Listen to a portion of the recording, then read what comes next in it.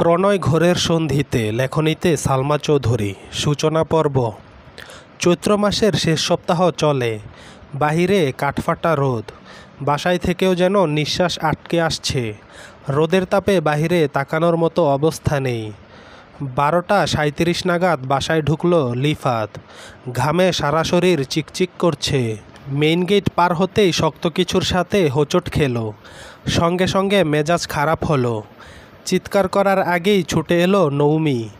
পরনের ওড়না দিয়ে শক্ত বক্সটা মুছতে মুছতে আদুরে কণ্ঠে বলল, বাবু লাগেনি তো তোমার? লিফাত কণ্ঠ রাগ ঠেলে চেঁচালো, তোর বাবু রাখার জায়গা কি আর ছিল না? চেঁচাচ্ছ কেন? 2 ঘন্টা যাবৎ কারেন্ট নেই। এদিক দিয়ে বাতাস আসছে, তাই তো বাবুর কোলে বসেছিলাম। ইচ্ছে করতেছে তোর বাবুসহ তোকে তোদের বাসায় ছুঁড়ে ফেলে দিয়ে আসি। সর সামনে থেকে। আফসোস, তোমার ইচ্ছেই থেকে যাবে। এর মধ্যে লিফাতের আম্মু শরবত নিয়ে আসলেন। লিফাতকে দেখে শান্ত কণ্ঠে শুধালেন, কিরে তুই এখন এলি? এই তো। লিফাতের আম্মু শরবত হাতে দাঁড়িয়ে আছেন। শরবত কাকে দিবেন ঠিক বুঝতে পারছেন না। লিফাতের দিকে হাত বাড়াতে যাবে অমনি নৌমি শরবত নিয়ে ঢকঢক করে অর্ধেক শেষ করে ফেলল। শরবত খেতে খেতে চোখ ঘুরিয়ে লিফাতের দিকে তাকালো। লিফাতের রাগী চোখ মুখ দেখে খাওয়া বন্ধ করে গ্লাস থেকে ঠোঁট সরালো। অর্ধেক গ্লাস শরবত লিফাতের দিকে এগিয়ে দিয়ে বলল, খাবে? তুই খা। খেতে খেতে এইবারের সব খেয়ে ফেল। লিফাত রাগে গজগজ করতে করতে চলে যাচ্ছে। নৌমি শক্ত কণ্ঠে বলে উঠল, আমি তোমার ভাগের কিছু খাইনি। লেবু 2টা বাসা থেকে নিয়ে আসছিলাম। লিফাত কিছু না বলেই রুমে চলে গেছে। লিফাতের মা লতিফা বেগম নৌমির দিকে তাকিয়ে ধীর কণ্ঠে বললেন, ছেলেটা এত রোদের মধ্যে বাহির থেকে আসছে, শরবতটা ওকে দিয়ে দিলে তোর কি খুব ক্ষতি হয়ে যেত? সকালে ভার্সিটিতে যাওয়ার সময় তোমার ছেলেকে পেছন থেকে এত ডাকলাম, অথচ ফিরেও তাকালো না। ভাব নিয়ে রিক্সা করে চলে গেল। সে বলেছে আমাকে নিয়ে ভার্সিটিতে গেলে নাকি তার ইজ্জতে টান পড়ে। তাহলে এখন আমি কেন শরবত দিব বলো? তোরা কি বড় হচ্ছিস না? এখনও এভাবে লেগে থাকিস কেন বলতো? আমি নেহাতি ভালো মেয়ে, তার জন্য তোমার ছেলের অত্যাচার এত বছর ধরে সহ্য করে আসছি। না হলে কি? কিছু না, শরবত বানিয়ে দাও, তোমার ছেলেকে দিয়ে আসি। দাঁড়া দিচ্ছি। নওমি শরবতের গ্লাস হাতে নিয়ে লিফাতের রুমে আসছে। লিফাত ওয়াশরুমে নওমি শরবতের গ্লাস টেবিলের উপর রেখে লিফাতের ফোনের লক খুলে ইউটিউবে ভিডিও দেখছে। লিফাত গোসল শেষ করে বেরিয়ে এই দৃশ্য দেখে রাগী স্বরে বলল, তুই আবার আমার লক দেখে ফেলছিস? নওমি নিঃশব্দে হেসে বলে উঠল, যে লক দিয়ে রাখতে পারো না সেই লক কেন দাও? আমরাই তো। আমাদের মাঝে এসব লকটকের আবার কি প্রয়োজন? রাখ ফোন। আমার ফোনে আবার অনেক পার্সোনাল জিনিস আছে। জানি। আছে তো গার্লফ্রেন্ডের সাথে 5টা ছবি, তার মধ্যে 3টাই বেহুদা, বাকি 2টা তো ভালো। নওমি হাসতে হাসতে বলল, কে বলেছে? বাকি 2টাতে তোমাকে বিশ্রী লাগছিল তাই ডিলিট করে ফেলছি। কি? আবার ঘুরতে গেলে আমাকে নিয়ে যেও। গাছ লতাপাতার ফাঁক দিয়ে স্টাইলিস্ট ফটো তুলে দিব। আজকের পর তুই ভুলেও আমার ফোন ধরবি না। এই কথা আজ অবধি কতবার বলেছ বলো তো?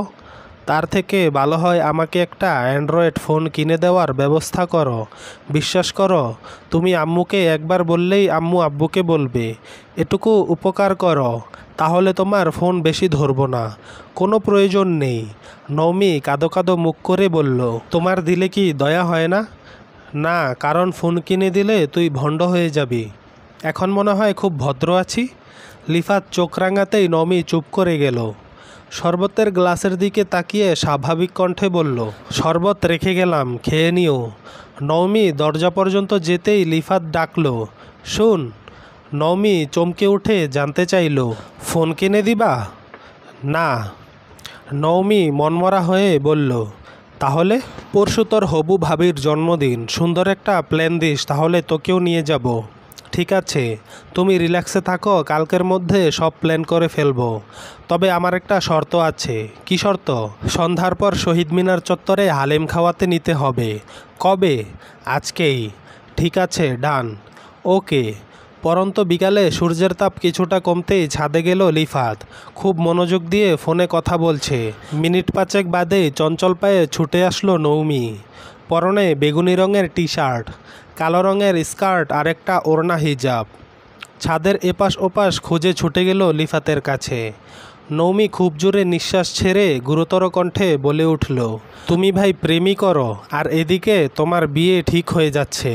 লিফাত ঘাড় ঘুরিয়ে নৌমিকে এক নজর দেখেই প্রশ্ন করল, আমার বিয়ে? হ্যাঁ। লিফাত সহসা কল কেটে দিয়েছে। কপাল কুঁচকে প্রশ্ন করল, কার সাথে? কার সাথে আবার? আমার সাথে।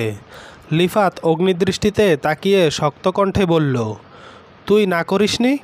বলিসনি আমার রিলেশন আছে? নৌমি একগাল হেসে বলল, ভাই, রিলেশন তোমার, তাই মাথা ব্যথাও তোমার। আমাকে বাসার মানুষ জিজ্ঞেস করেছে তোমাকে বিয়ে করতে আপত্তি আছে কি না।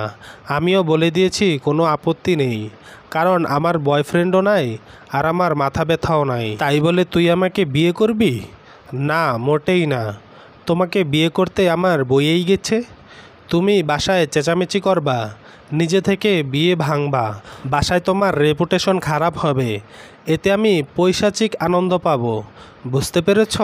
তোর মতো কাজিন কারো জীবনে না আসুক, আর তোমার মতো কাজিন সবার জীবনে আসুক।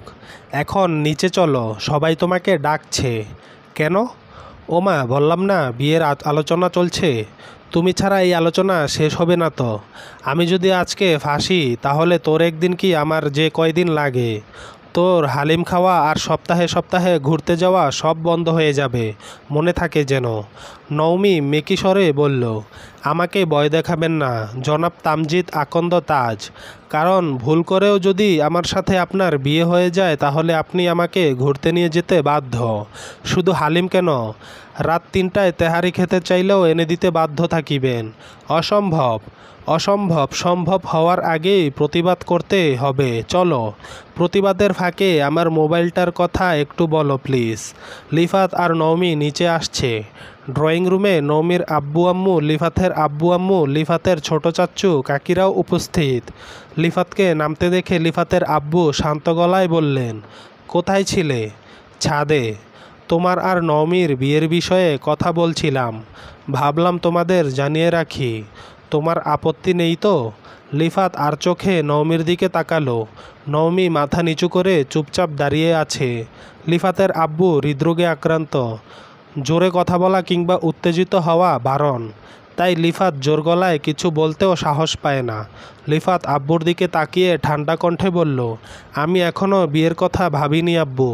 তোমাকে ভাবতে বলেছে কে? বিয়ে তো এখনই দিচ্ছি না, আগে পড়াশোনা শেষ করো, চাকরি নাও, তারপর না হয় বিয়ে করবে। না মানে কি বলতে চাও? নমি কি সুন্দরী নয়? নমি সঙ্গে সঙ্গে তৃপ্ত দৃষ্টিতে তাকালো, চোখে সন্দেহ স্পষ্ট। লিফাত থতমত খেয়ে বলল, আমার ঘাড়ে কয়টা মাথা আছে যে নৌমিকে অসুন্দর বলবো? নৌমির মতো সুন্দরী মেয়ে বিশ্বে বিরল, কিন্তু কথা হলো বিরল প্রজাতির প্রাণীর সঙ্গে যত্নের জন্য অন্যরকম পরিবেশ প্রয়োজন।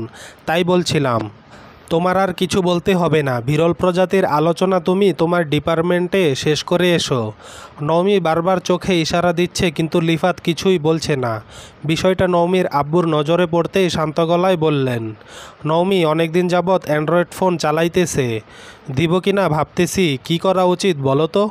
লিফাত সহসা শক্ত কণ্ঠে বলে উঠল, শুধু শুধু ফোন দিতে হবে না। ও তো বেশিরভাগ সময় আমার ফোনই ব্যবহার করে। ওর জন্য আমার ফোনের লকই পরিবর্তন করি না। ওর যখন প্রয়োজন আমার ফোনই ব্যবহার করতে পারবে। আমারও তাই মনে হয়। ফোন দিলে অযথা ফোন ব্যবহার করে সময় নষ্ট করবে। জি। নৌমি মুখ ফুলিয়ে চেয়ে আছে, ভেতরে ভেতরে রাগে ফুঁসছে। লিফাত ভ্রু নাচিয়ে জিভ বের করে ভেংচি কাটল। নৌমি ঠোঁট বেঁকিয়ে বিড়বিড় করে খানিকক্ষণ বকে সঙ্গে সঙ্গে বাসায় চলে গেল। চলবে। কেমন লাগলো অবশ্যই জানাবেন। নায়কের নাম লিফাত প্লাস তাজ দুটোই। কোন নামটা বেশি ভালো লাগে অবশ্যই জানাবেন।